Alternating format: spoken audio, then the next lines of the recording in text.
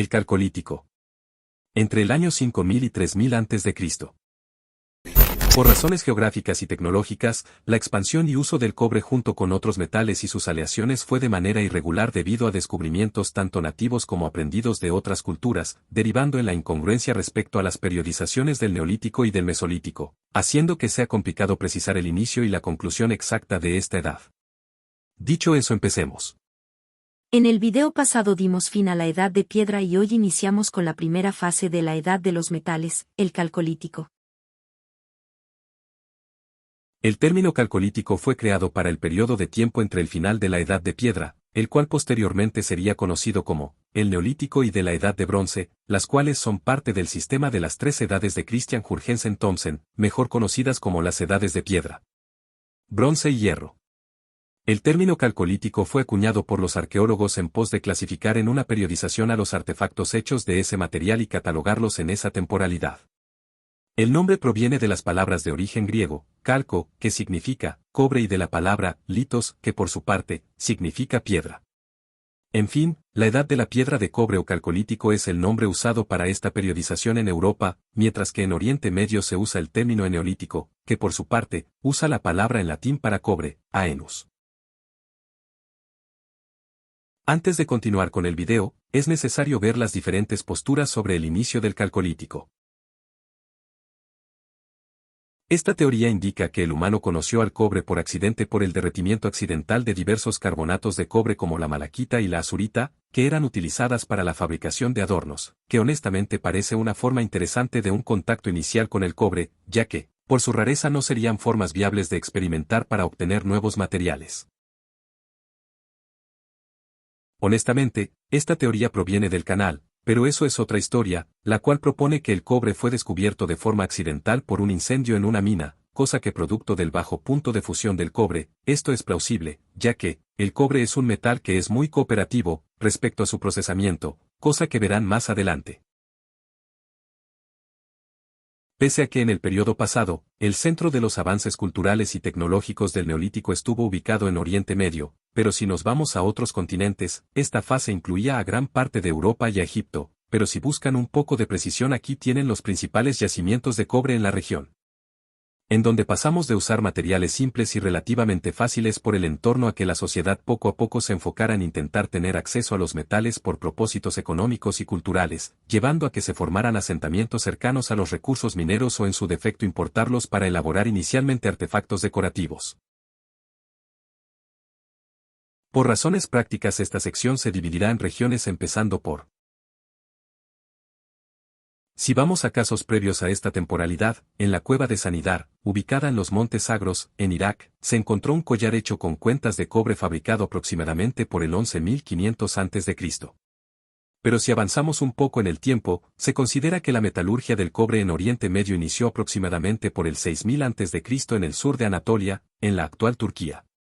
¿Recuerdan a Çatalhöyük? Es considerado como uno de los primeros focos del inicio de la metalurgia de fundición, en donde aparte de encontrar restos de escorias de cobre, se elaboraron punzones, agujas y adornos, caso que es solo una pequeña muestra de la expansión de la metalurgia por el sur de Anatolia, Irak y por los Zagros iraníes. Lo cual no es sorpresa al ser importantes zonas mineras del cobre por la época, pero si quieren otro ejemplo, por parte de las culturas de Samarra ubicada en Irak y la Tel Elaf en Siria se practicaba la metalurgia del cobre y del plomo. Avanzando un poco en el tiempo y sin dejar la región del Levante mediterráneo, en la ciudad de Biblos ubicada en el Líbano, por el 4500 a.C. se manufacturaron ornamentos inicialmente de cobre, aunque posteriormente incluirían al oro y la plata. La llegada del Calcolítico a Europa es un acontecimiento que produjo varias posturas diferentes respecto sobre él, como se introdujo la metalurgia del cobre en la región de los Balcanes por el cuarto milenio antes de Cristo. Según el modelo difusionista, se consideró hasta los años 70, que fue producto de la influencia asiática de la mítica ciudad de Troya que formó parte del imperio hitita, otra que fue por parte de los habitantes de las islas Cícladas, aunque también existe la postura de que fue por parte de la influencia micénica de la ciudad de Eutresis. Pero yendo a los hechos, gracias al descubrimiento en el 2008 de una hacha de cobre en el yacimiento de Plotnik, en Serbia, se pudo precisar que la introducción del calcolítico en Europa fue en el quinto milenio antes de Cristo, haciéndola por lo menos un milenio más antigua que las culturas mencionadas anteriormente como las posibles precursoras, convirtiéndola en el primer foco del calcolítico en Europa. En fin, por el 4000 a.C. se desarrolló en la zona una importante industria minera y metalúrgica del cobre que no se quedaría atrás con los avances vistos en la orfebrería, al punto de que desde el río Danubio hasta la región de Tesalia fue vista como el foco de las primeras civilizaciones europeas, como la cultura de Vinca que se extendió por la actual Serbia. La Gumelnitsa, por Bulgaria y Rumanía, por la Salcuta, considerada que estaba asociada con la cultura gumelnitsa, aunque ambos se asentaron en Bulgaria, la cultura salcura se instaló más al oeste. Por su parte, la Cucuteni se extendió por Besarabia, Moldavia y Ucrania, y por último, de la Tisapolgar, que se ubicó desde la cuenca de los Cárpatos. Todas estas culturas eran contemporáneas a los grupos neolíticos griegos. A finales del cuarto milenio antes de Cristo, poco a poco se estaban asentando las bases de las sociedades que precedieron a la antigua Grecia, aunque el origen es disputado por diferentes posturas, empezando por la postura de Arthur Evans. Según él, esto fue producto de un proceso migratorio por parte de los minoicos hacia los pueblos y asentamientos neolíticos, que a su vez que estos eran condicionados por la presión del Egipto predinástico y posteriormente faraónico en África y por los pueblos de la región del Levante mediterráneo en Asia. Otra postura fue que este poblamiento fue por parte de una ola de colonizaciones que se debate sobre si provinieron de la región de Anatolia o por parte de los Balcanes. Aunque también, según las evidencias arqueológicas encontradas, existe la postura que fue producto del desarrollo de los asentamientos neolíticos previos, que progresivamente, gracias al crecimiento de la población y por las progresivas amenazas de pueblos rivales, derivó en la progresiva fortificación de estos, como en el caso de la ciudad de Sesclo. El Calcolítico en la península ibérica es considerado como el segundo foco de la metalurgia autóctono en Europa, al ser independiente de los avances de Oriente Medio y de la influencia de los asentamientos egeos que se expandían por el Mediterráneo. El Calcolítico ibérico es representado por el tercer milenio antes de Cristo, por parte de la cultura de los Millares y por la cultura de Vila Nova de São Pedro. Esto es debido a que sus manufacturas hechas en metales eran muy rudimentarias en comparación a las producidas por colonos provenientes del Oriente. El Calcolítico junto al Neolítico se expandieron de manera heterogénea por la península, tomando más tiempo en ser difundida por el norte e interior, mientras que por el sudeste se acentúa bastante, como en el caso de la cultura almeriense. Saliendo de Europa, por el 4000 a.C., tenemos en el Valle del Nilo a la cultura de Nagada I, también conocida como amratiense, la cual pertenece al periodo predinástico egipcio, que pese a que la mayor parte de los artefactos encontrados se fabricaron en piedra, hueso o cerámica, se descubrió que también incursionaron en la metalurgia con la fabricación de adornos y artesanías hechos con cobre, oro y plata. La cultura de Nagada es el nombre para una confederación de ciudades-estado, que es considerada como un protoestado egipcio, que contaba con una eficiente agricultura de regadío y con una extensa necrópolis, que gracias a la disparidad en torno a la cantidad y calidad de las tumbas junto con sus ajuares, estos sirvieron para entender cómo eran las jerarquías y estamentos de su sociedad. Pero si vemos sus aportes para el futuro estado hegemónico, su aporte fue que su religión de carácter totémico aportó para la creación del futuro panteón de dioses. Pese a que esta era es considerada como el inicio de la metalurgia, la verdad es que desde el Paleolítico el humano ha tenido contacto con los metales, siendo el caso del oro gracias a las vetas de cuarzo aurífero. Pero si avanzamos un poco en el tiempo, la utilización y fundición del cobre junto a otros metales llegaron aproximadamente por el 5000 a.C. al Mediterráneo oriental, por parte de las comunidades neolíticas ceramistas, pero ¿cómo pasamos de los alfareros a los primeros herreros y orfebres? La respuesta es simple, ya que los primeros disponían de los hornos que fueron usados para fundir minerales antes de que estos tuvieran sus propias instalaciones. Las herramientas del Calcolítico, pese a la metalurgia del cobre y de otros metales, sus predecesoras líticas y óseas, entraron en decadencia como en el caso de los microlitos. Las herramientas líticas con el paso del tiempo fueron parcialmente reemplazadas por las hechas con cobre, en parte, por la baja dureza del cobre limitando el filo que podían tener y por el otro, las herramientas líticas y óseas, al ser hechas con materiales locales que eran generalmente abundantes y baratos, simplemente eran opciones que no se podían dejar de lado. Aunque en su defensa, la obsidiana es más filosa que incluso las armas de hierro, aunque por el otro lado, al ser fácilmente reciclable pero caro, lo convertía en una opción inviable para herramientas pero adecuada para adornos. Las herramientas de cobre más fabricadas fueron hachas, perforadas y una parecida al pulaski que es una herramienta mitad hacha y pico, y por último, cinceles. El cobre todavía no había llegado a los quirófanos de los embalsamadores. Respecto a este apartado, debido a que el cobre destacó más en la producción de herramientas y adornos, su uso en esta temporalidad se vio muy limitado, pero si buscan un caso en donde fue usado para la guerra, fue en el siguiente episodio, en la guerra entre las ciudades-estado de Huma y Lagash, en donde se documentó, en los murales que los soldados estaban equipados con espadas, dagas y lanzas con punta de cobre.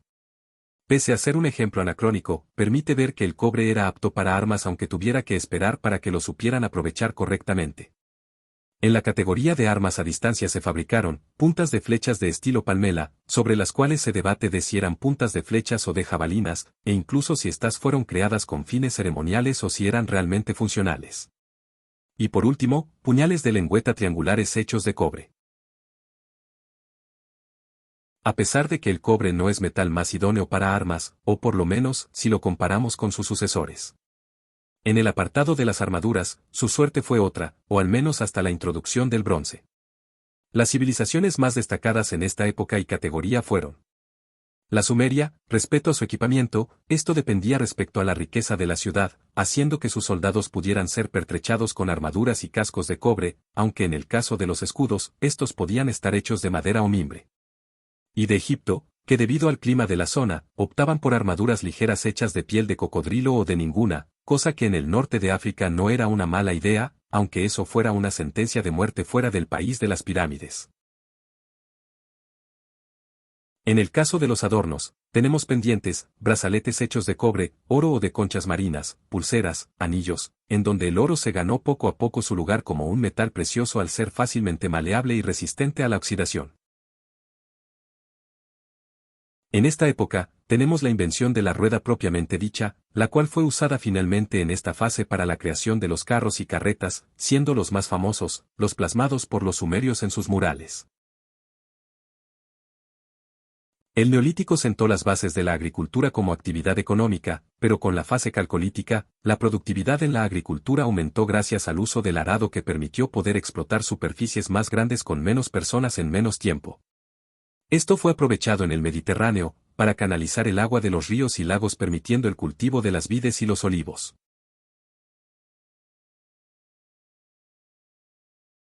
Honestamente el video del Neolítico acaparó casi todo el material en esta categoría, salvo por el caso de la domesticación de las abejas entre el año 10.000 y 7.000 a.C., las cuales son criadas inicialmente por su miel y posteriormente por su cera, la cual, como dato curioso, por su composición es un alimento que mientras esté en un espacio seco y esté sellada, prácticamente no se pudre. En el video del Antiguo Egipto este alimento tendrá el protagonismo que se merece.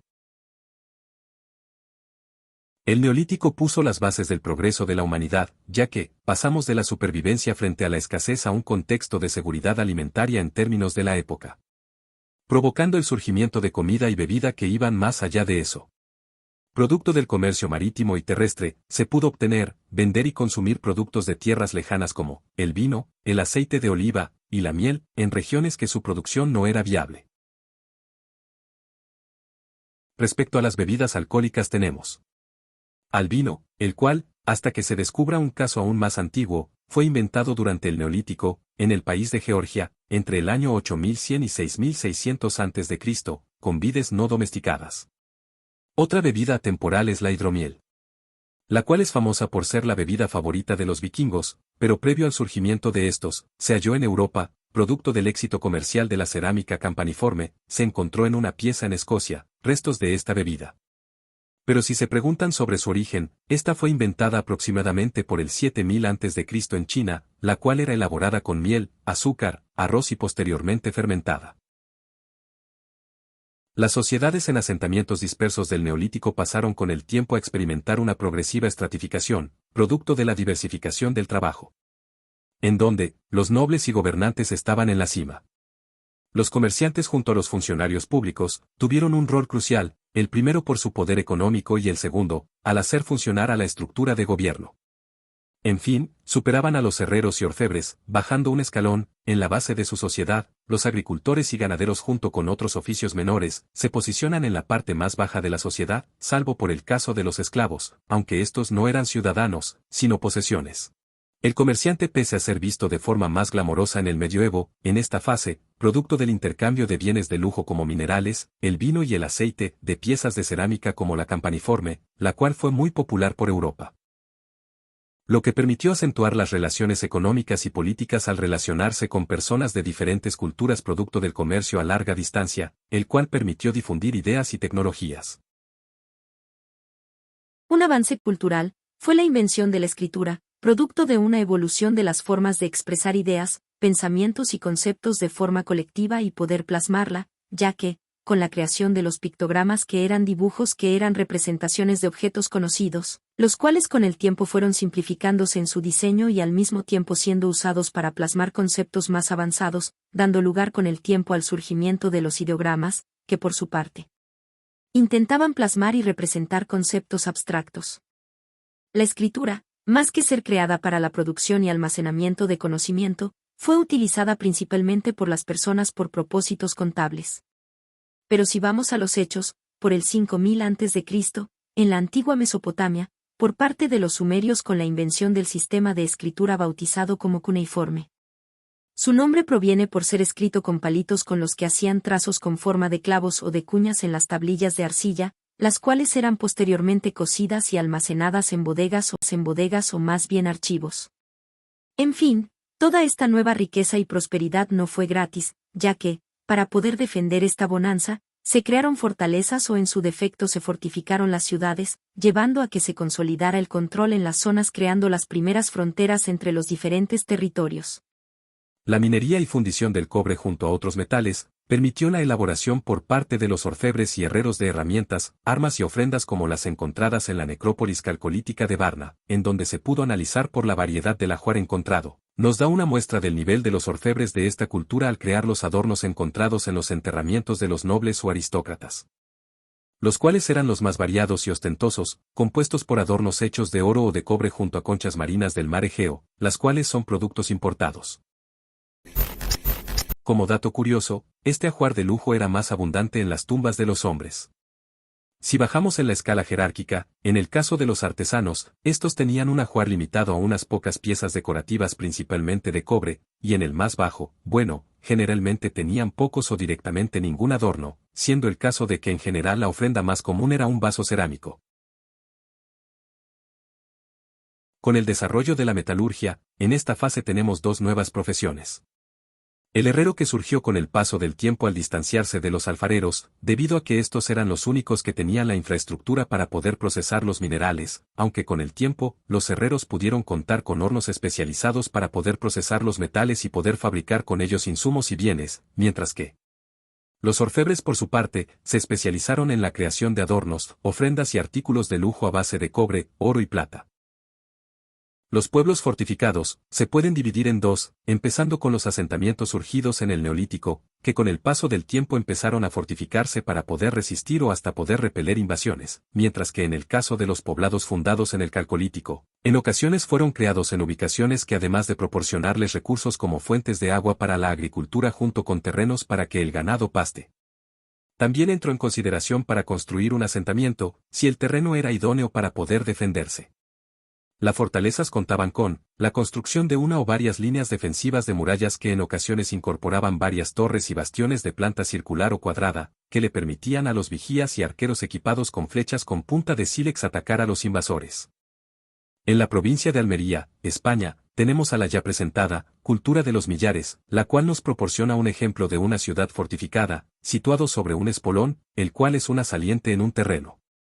La ciudad era abastecida de agua por una rambla, las cuales son canalizaciones de agua que a diferencia de los canales, dependía de las lluvias o de las escorrentías de los ríos, siendo en este caso, por parte del río Andarax. Sinceramente para mí, fue una maravilla temporal, con un poblado fortificado por 3 líneas de murallas reforzadas con torres y bastiones.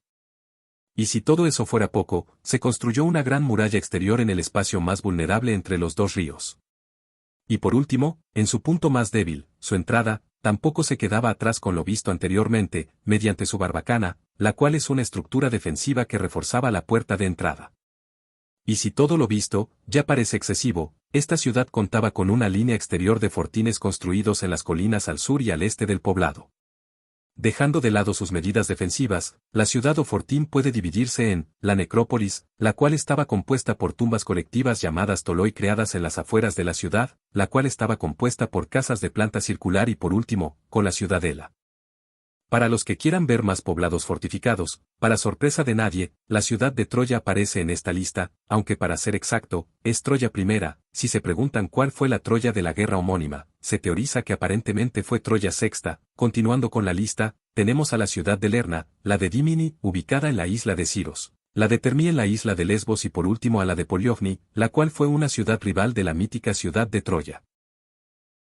En esta sección, además de las actividades ya vistas en el video del Neolítico, el cual está en la sección de comentarios, cuyo propósito era el autoconsumo local, fruto de los progresivos excedentes y demanda de bienes locales.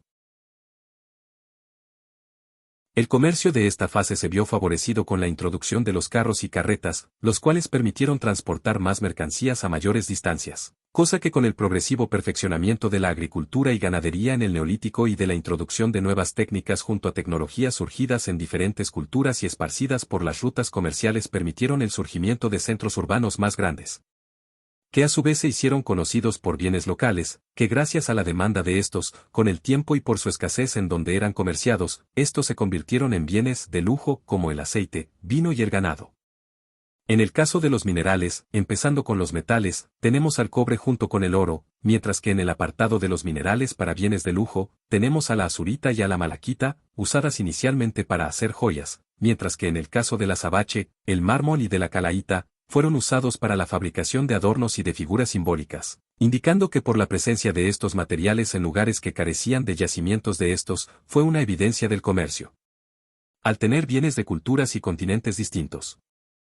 En fin, los asentamientos y colonias que pudieron exportar metales y otros minerales de sus minas crearon con el tiempo la base del progreso de varias civilizaciones y de la humanidad permitiendo el surgimiento y la expansión del bronce y que posteriormente daría origen a la Edad del Bronce. Pero si nos centramos en el ahora, debido a la escasez de algunos minerales o por la progresiva demanda de estos, el comercio permitió que varias ciudades se enriquecieran, cosa que dependiendo de su suerte, les permitió progresar y desarrollarse o volverse un botín a ojos de los que creían poder conquistarlas. En Europa tenemos a la red comercial que conectaba a las islas Cícladas con la región de Anatolia, junto con la región de Ática y con el Peloponeso, que albergarían respectivamente a las ciudades de Atenas y Esparta. A las islas de Creta junto con la ciudad de Rodas, en donde circulaban manufacturas líticas, sal y metales. Yendo al norte de África tenemos cuentas hechas de cáscara de huevo de avestruz, las cuales fueron encontradas en Andalucía y en Portugal. La cerámica es considerada por muchos como un producto del Neolítico, cosa que se mostró en el primer video de la era de la tecnología que no lo es. En fin, con el tiempo surgieron diferentes métodos distintivos y técnicas, empezando con la cultura de la cerámica cordada, la cual existió entre el año 2900 y el 2350 a.C., la cual es considerada un producto de la introducción de la metalurgia en el norte de Europa, permitiendo periodizarla entre el Calcolítico e inicios de la Edad de Bronce, la cual está asociada a la cultura del hacha de combate, también conocida como la cultura del hacha de guerra y esta a su vez con la cultura del vaso campaniforme, llamada así debido a que tenían forma de campana invertida, que pese a lo simplista de su nombre, estaban bellamente decoradas, aunque en el caso de las vasijas, estas presentaban bandas grabadas horizontales incisas, escisas o impresas, con estilos geométricos, rayados o ajedrezados. Mientras que en el caso de los vasos, presentaban en sus versiones más tempranas, estilos externos como el estilo internacional, que abarcaba a los grupos marítimos. En fin, la cultura del vaso campaniforme, posteriormente se expandió por otras partes de Europa, dando como resultado variaciones en las piezas de cerámica por la influencia de los estilos regionales. Por todo esto, se convirtió en un bien exportable cosa que le permitió triunfar al ser un producto de lujo que llegó hasta los jefes y líderes de varios protoestados de la época. La minería no es una actividad surgida en esta época, ya que, desde el Paleolítico, el humano junto a sus predecesores desde por lo menos desde el Homo habilis, explotaban yacimientos de minerales para obtener sílex, obsidiana y basalto, pero avanzando un poco en el tiempo, en el Neolítico, inició la extracción de minerales valiosos por fines secundarios como la fabricación de adornos y joyas, dando lugar con el tiempo a las técnicas y tecnologías extractivas que permitirían explotar los yacimientos metalíferos. Aunque esto se hizo de manera limitada durante el Calcolítico, debido a la escasa oferta y demanda de metales. Una de las técnicas utilizadas para poder romper las piedras y extraer minerales, fue la minería con fuego, la cual consistía en calentar las piedras con una hoguera y luego tirarle agua para hacer que el shock térmico causara rupturas en la piedra. Por otra parte, si vamos a los yacimientos relevantes por fuera de los vistos en la región de Anatolia, tenemos bastantes asentamientos mineros o que tenían minas propias en la península ibérica. La minería, más que ser una actividad orientada a la exportación, la producción se orientó inicialmente a satisfacer la demanda local. Otra técnica surgida en esta fase fue la extracción a cielo abierto que, a diferencia de los cráteres en la corteza terrestre de la actualidad, por limitaciones de la demanda y en la tecnología, eran trincheras excavadas en el yacimiento. Saliendo de Europa, tenemos por el año 4000 a.C., en la península del Sinaí, un asentamiento minero de cobre, el cual se considera que mediante el comercio abastecía de cobre a los asentamientos del Mahdi y a los de la cultura de Nagada. Empezaremos esta sección iniciando con: el cobre fácilmente puede ser considerado como el primer metal con el cual la humanidad experimentó, pero el modo de procesarlo evolucionó de forma paulatina, iniciando con la manipulación del cobre nativo, el cual, a diferencia del mineral de cobre, es el metal de cobre en forma natural pero en un grado muy puro, a diferencia del mineral que está combinado con otros elementos. En fin, el cobre, gracias a su maleabilidad, se le puede dar forma con procedimientos muy primitivos y rudimentarios,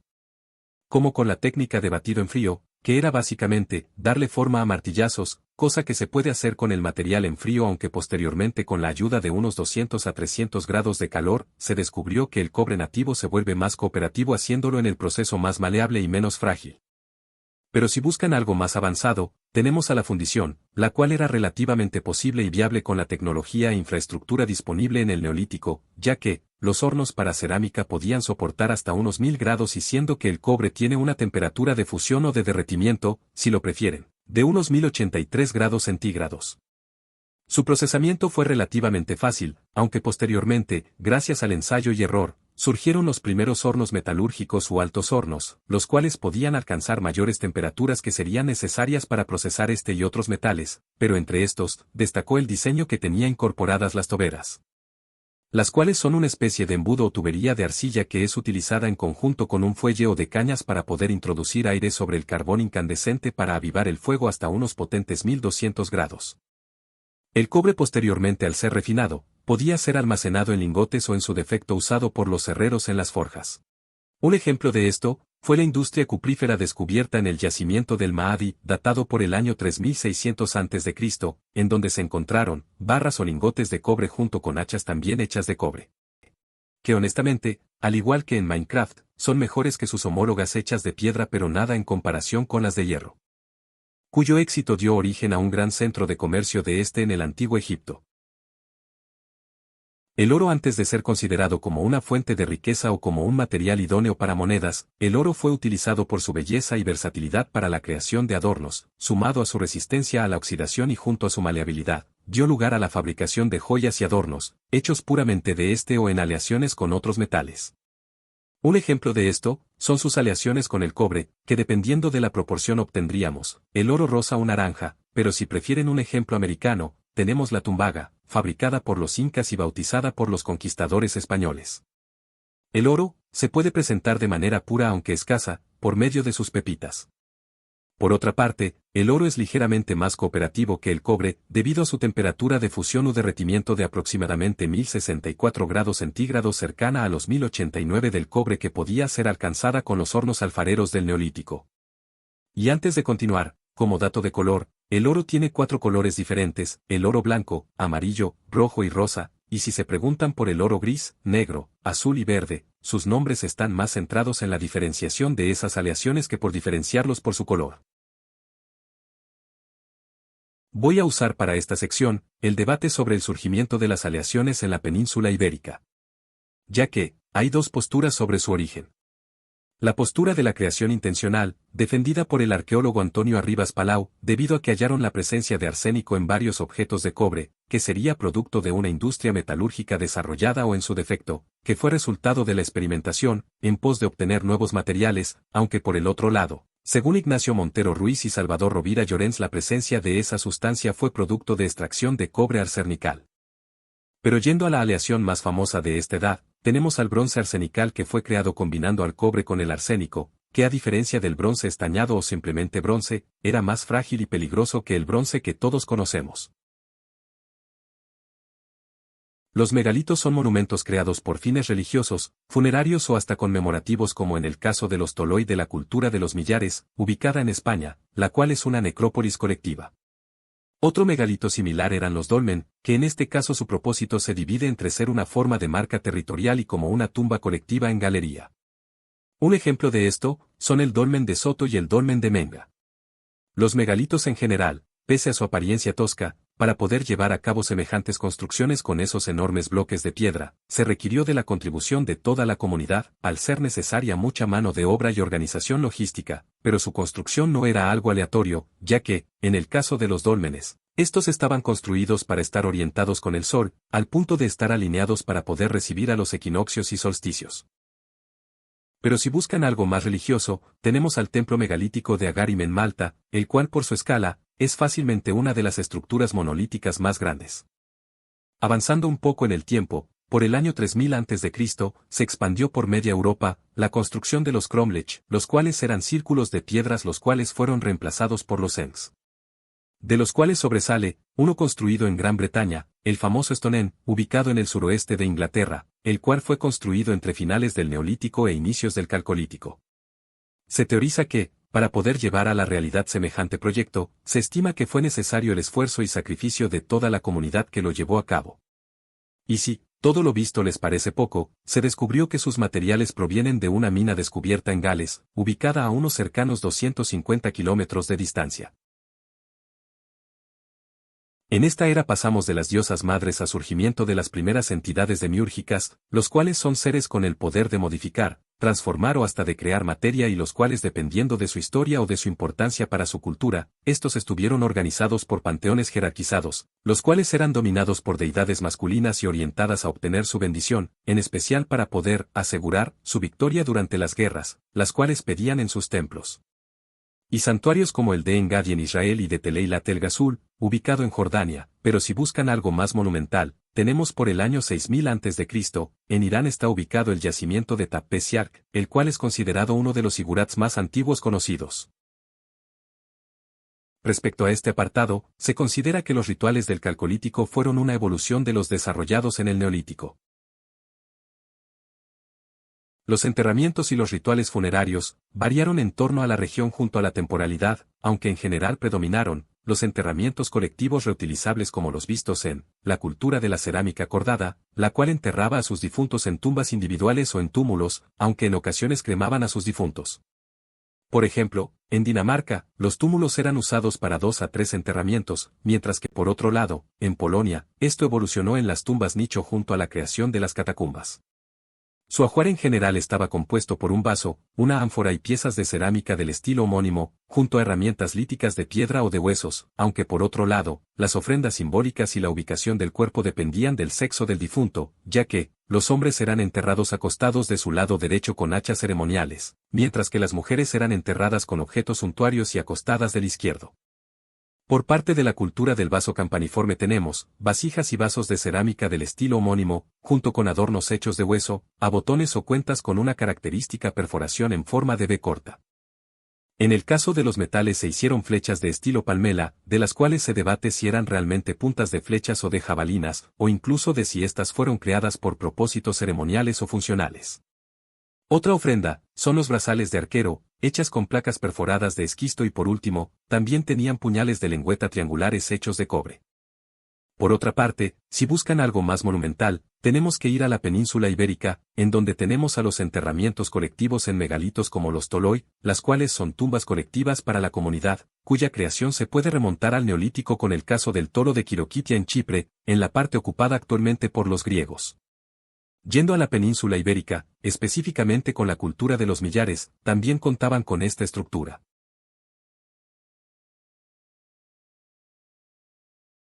Saliendo de la península ibérica, en la necrópolis calcolítica de Varna, esta cultura contaba con cenotafios, las cuales son tumbas simbólicas sin cuerpo pero con un ajuar para despedir al difunto, que fueron utilizadas por los nobles o hasta una élite principesca.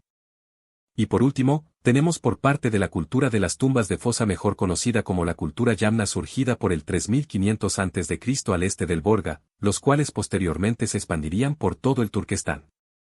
Estos contaban con un diseño peculiar de túmulos, llamados kurganes, los cuales eran menores y toscos en comparación a sus sucesores, eran construcciones elevadas de tierra y piedras que cubren tumbas colectivas, cosa que por su función más funeraria que religiosa, aunque se lo agrupa con los megalitos. Respecto a este apartado, debido a su suntuoso ajuar, voy a usar como ejemplo a la necrópolis de Varna, en donde tenemos piezas de cerámica finamente decoradas. Y en el caso de los nobles, estos contaban con muchas piezas y adornos de oro y de cobre, que sinceramente, parece un tesoro digno de un rey. Por parte de la península ibérica, tenemos algo menos suntuoso, con los diferentes tipos de diseños de ídolos, como el caso de los ídolos falange o de huesos con ojos tallados, hechos generalmente del metacarpo de caballos. Otro diseño son los ídolos cilíndricos, pero si buscan algo más antropomorfo, tenemos a los ídolos de la pijotilla y del malagón, junto a las placas ídolo de pizarra talladas con representaciones geométricas y antropomorfas. Pese a la abundancia del cobre, junto con su gran maleabilidad, sumado a que es fácilmente reciclable, en términos de resistencia y de filo, deja mucho que desear, cosa que gracias a los experimentos e incontables ensayos y errores, tenemos al metal que lo reemplazó, el bronce, el cual es mucho más resistente que el cobre, permitiendo no solo el éxito de un nuevo material, sino que fue el surgimiento de una nueva era de progreso económico y cultural para la humanidad junto a una de innovación militar que llevaría al surgimiento y caída de culturas e imperios. Respecto a este apartado, debido a su suntuoso ajuar, voy a usar como ejemplo a la necrópolis de Varna, en donde tenemos piezas de cerámica finamente decoradas. Y en el caso de los nobles, estos contaban con muchas piezas y adornos de oro y de cobre, que sinceramente, parece un tesoro digno de un rey. Por parte de la península ibérica, tenemos algo menos suntuoso, con los diferentes tipos de diseños de ídolos, como el caso de los ídolos falange o de huesos con ojos tallados, hechos generalmente del metacarpo de caballos. Otro diseño son los ídolos cilíndricos, pero si buscan algo más antropomorfo, tenemos a los ídolos de la pijotilla y del malagón, junto a las placas ídolo de pizarra talladas con representaciones geométricas y antropomorfas. Pese a la abundancia del cobre, junto con su gran maleabilidad, sumado a que es fácilmente reciclable, en términos de resistencia y de filo, deja mucho que desear, cosa que gracias a los experimentos e incontables ensayos y errores, tenemos al metal que lo reemplazó, el bronce, el cual es mucho más resistente que el cobre, permitiendo no solo el éxito de un nuevo material, sino que fue el surgimiento de una nueva era de progreso económico y cultural para la humanidad junto a una de innovación militar que llevaría al surgimiento y caída de culturas e imperios.